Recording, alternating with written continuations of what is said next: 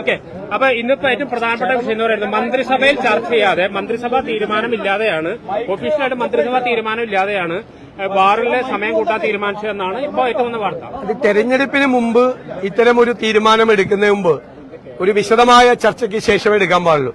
നേരത്തെ ഈ ആവശ്യം ബാറുടമകളുടെ കയ്യിൽ നിന്ന് വന്നിരുന്നു, ഇത് ഏകീകരിക്കണം എന്നും. പക്ഷെ ഒരു തീരുമാനം തെരഞ്ഞെടുപ്പിന്റെ സായാഹ്നത്തിൽ എടുക്കുമ്പോൾ തീർച്ചയായും അതിന്റെ അകത്ത് ദുരൂഹത ആരോപിക്കപ്പെടും. അപ്പൊ അതുകൊണ്ട് വളരെ ഗൌരവതരമായി ഒരു ചർച്ചയ്ക്ക് ശേഷമായിരുന്നു ഈ തീരുമാനം എടുക്കേണ്ടത്.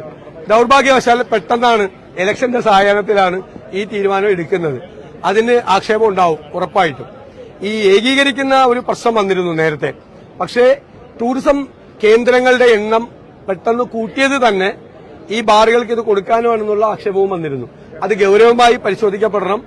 ആ മന്ത്രിസഭ അത് പരിശോധിക്കണം. വിശദമായ ഒരു ചർച്ചയ്ക്ക് ശേഷം ഈ 3 മണി വരെ എന്നൊക്കെയുള്ള ഒരു സമയമൊക്കെ അതിൽ പറയുന്നുണ്ട്. അത് എത്രത്തോളം ഗൗരവമായിട്ട് കാണുന്നുണ്ട്?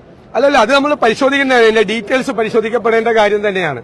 കാരണം അത് ടൂറിസം കേന്ദ്രങ്ങളിലെ നൈറ്റ് ലൈഫ് ഉദ്ദേശിച്ചാണോ അല്ലെങ്കിൽ വ്യാപകമായി ബാറുകൾക്ക് ഇത് കൊടുക്കുകയാണോ എന്നുള്ളതിന് ഒരു ക്ലാരിറ്റി വരുത്തണം, വളരെ വ്യക്തത വരുത്തണം. ആ വ്യക്തത വരുത്താതെ വിശദമായി ചർച്ച ചെയ്യാതെ തെരഞ്ഞെടുപ്പിന് മുമ്പ് പെട്ടെന്ന് പ്രഖ്യാപിക്കുമ്പോൾ അതിൽ തീർച്ചയായിട്ടും ദുരൂഹത. ഏറ്റവും പ്രധാനപ്പെട്ട പക്ഷേ ആ ഫയല് ഒറ്റ ദിവസം കൊണ്ടാണ് ഓരോ സെക്ഷനിലും കടന്നുപോയി എന്നാണ് പറയുന്നത്. അത് പാലക്കാടത്തെ ബ്രൂവറിയുടെ അങ്ങനെയായിരുന്നല്ലോ. ബ്രൂവറിയിൽ ഡൽഹിയിൽ നിന്ന് ഒരു കമ്പനി വന്ന് അപേക്ഷ കൊടുക്കുകയും റോക്കറ്റ് വേഗത്തിലാണ്. ഗവൺമെന്റ് സ്പീഡിൽ എന്ന് ആരാ പറഞ്ഞത്? ഈ സ്പീഡ്, ഈ കാര്യത്തിലൊക്കെ നല്ല സ്പീഡാ. ഈ ക്രിസ്ത്യൻ സഭകൾ എന്ന് പറഞ്ഞിരിക്കുന്നത് കേരളത്തെ മദ്യത്തെ മുക്കിക്കൊല്ലാൻ വേണ്ടി ഇടത് സർക്കാർ ശ്രമിക്കുക എന്നതാണ്. അതൊരു ആശങ്ക. അല്ല, അത് തീർച്ചയായിട്ടും ഉണ്ടല്ലോ. ഞങ്ങൾ തന്നെ ഉന്നയിച്ചിട്ടുണ്ടല്ലോ. 1000-ഓളം ബാറുകളാണ് ഇപ്പൊ കേരളത്തിൽ അനുവദിച്ചിരിക്കുന്നത്. കഴിഞ്ഞ 10 വർഷം കൊണ്ട് 1000-ത്തിലധികം ബാറുകളാണ് കേരളത്തിൽ അനുവദിച്ചിരിക്കുന്നത്. എല്ലായിടത്തും റീറ്റെയിൽ ഔട്ട്ഷോപ്പാണ്.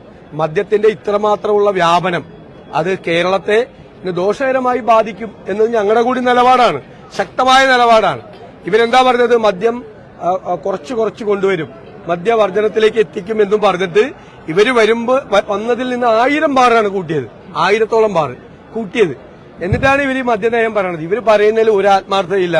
തെരഞ്ഞെടുപ്പിന് മുമ്പ് എന്നതിന്റെ ഏറ്റവും വലിയ ഉദാഹരണമാണിത്. ഈ ഇലക്ഷൻ നോട്ടിഫിക്കേഷൻ വരുന്നതിന് മണിക്കൂറുകൾക്ക് മുമ്പ് ഇത് പ്രഖ്യാപിക്കുന്നതിൽ അഴിമതിയുണ്ടോ? അല്ല, തീർച്ചയായിട്ടും ഞാൻ അതുകൊണ്ടാണല്ലോ പറഞ്ഞത്, ഒരു ദുരൂഹത തീർച്ചയായിട്ടും ഉണ്ട്. അത് മന്ത്രിസഭയിൽ പോലും ചർച്ച ചെയ്യാതെ പെട്ടെന്ന് വേഗത്തിൽ ഒരു തീരുമാനം എടുക്കേണ്ടത്, ഒരു വിശദമായ ചർച്ച അതിന്റെ ആവശ്യമുണ്ട്. ഈ നവകേരള സർവേക്ക് പച്ചയായ രാഷ്ട്രീയമുണ്ടെന്നാണ് പറയുന്നത്. കാരണം അതിനുള്ള തെളിവ് മുഖ്യമന്ത്രിയുടെ പ്രസംഗത്തിൽ തന്നെ വന്നിട്ടുണ്ട്.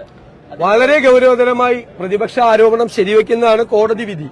ഇന്ന് വന്നിരിക്കുന്ന മുഖ്യമന്ത്രിയുടെ പ്രസംഗത്തിന്റെ റെക്കോർഡും അത് തന്നെയാണ്. സർക്കാരിൽ നിന്ന് നമ്മൾ നികുതി കൊടുക്കുന്ന പണം എടുത്തിട്ട് സർവേ നടത്തുക, ആ സർവേ നടത്തിയിട്ട് തുടർ ഭരണം ഉറപ്പാക്കണം. സർവേക്ക് പോകുന്ന വോളണ്ടിയർമാർ എന്നിട്ട് പാർട്ടി സർക്കിൾ ഇറക്കുന്നു, ഡിവൈഎഫ്ഐക്കാരെയും CPM-കാരെയും വോളണ്ടിയർമാരാക്കുന്നു. നമ്മുടെ നികുതി പണം എടുത്തിട്ട് ഡിവൈഎഫ്ഐക്കാർക്കും CPM-കാർക്കും കൊടുക്കുന്നു.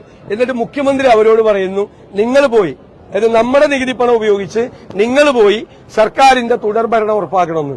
നാട്ടുകാരുടെ ചെലവിൽ തെരഞ്ഞെടുപ്പ് പ്രവർത്തനം നടത്തുന്ന ഈ നാണംകെട്ട പരിപാടിയാണ് ഞങ്ങൾ കോടതിയിൽ ചോദ്യം ചെയ്തത്. കോടതി ശക്തമായ വിധിയുണ്ട്. അതൊക്കെ അത് പോട്ടെ, അപ്പൊ അവിടെ ചെല്ലുമ്പോ കിട്ടിക്കോളും ബാക്കി. അതാണ് പറയുന്നത്, തുടർഭരണം ഉറപ്പാക്കുക. വോളണ്ടിയർമാര് അവരുടെ CPM വോളണ്ടിയർമാരെ വെച്ച് പറഞ്ഞോ, ഇത് സർക്കാരിന്റെ പണം, നമ്മുടെ നികുതി പണം കൊടുത്തിട്ട് കൊടുക്കുവാണ്. ഇപ്പൊ തന്നെ ഈ തെരഞ്ഞെടുപ്പിന്റെ സായാഹ്നത്തിൽ കേരളം മുഴുവൻ ഹോർഡിംഗ് വെച്ചേക്കുക, കേരളത്തെ ശരിയാക്കിയെന്ന്. കോടികൾ ഖജനാവിൽ പൂച്ച പറ്റിയിടക്കുകയാണ്. 5 പൈസയില്ല, കടം കയറി മുടിഞ്ഞിരിക്കുക. അപ്പോഴാണ് കോടികൾ മുടക്കി PR നടത്തുന്നത്. ഫോറസ്റ്റ് ഉദ്യോഗസ്ഥന്മാരെ കൊണ്ട് സർക്കാരിന്റെ തുടർഭരണം ഉറപ്പാക്കാൻ വേണ്ടിയിട്ടുള്ള ലഘുലേഖകൾ ട്രൈബൽ കോളനിയിൽ വിതരണം നടത്തുകയാണ്. എന്തൊരു നാണം കെട്ട രീതിയിലാണ് ഭരണ സൗകര്യങ്ങൾ ഇവര് തെരഞ്ഞെടുപ്പിന് വേണ്ടി ഉപയോഗിക്കുന്നത്. ഞങ്ങൾ അതും ചോദ്യം ചെയ്യും. അല്ല, ഞാൻ പറഞ്ഞല്ലോ മൊത്തം യഥാർത്ഥ പ്രതികൾ ഉൾപ്പെടെയുള്ള മുഴുവൻ ആളുകളും പുറത്തിറങ്ങും. അവസാനം അന്വേഷണം എന്ന് പറയുന്നത് പ്രഹസനമാവും. ഇപ്പോ നടക്കുന്നത് ഒരു തെളിവും കിട്ടിയിട്ടില്ല. ഈ പ്രതികളെല്ലാം പുറത്തേക്ക് ഇറങ്ങി കഴിഞ്ഞാൽ ബാക്കി വല്ല തെളിവുണ്ടാവോ?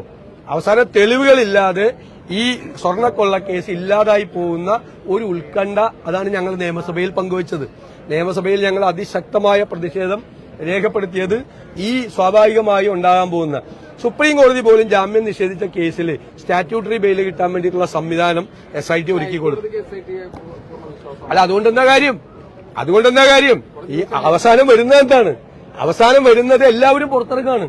സുപ്രീം കോടതി ഇങ്ങോട്ട് ജാമ്യം ചോദിച്ചു വന്നോ? അയ്യപ്പന്റെ സ്വർണം കെട്ടിട്ടെന്ന് സുപ്രീം കോടതി ചോദിച്ച കേസിൽ ഇവര് മറ്റേ ചാർജ് ഷീറ്റ് കൊടുക്കാത്തത് കൊണ്ട് ജാമ്യം കിട്ടി എല്ലാവരും പുറത്തിറങ്ങി. ഇനി വല്ല തെളിവിന്റെ കണിക ബാക്കിയുണ്ടാവോ?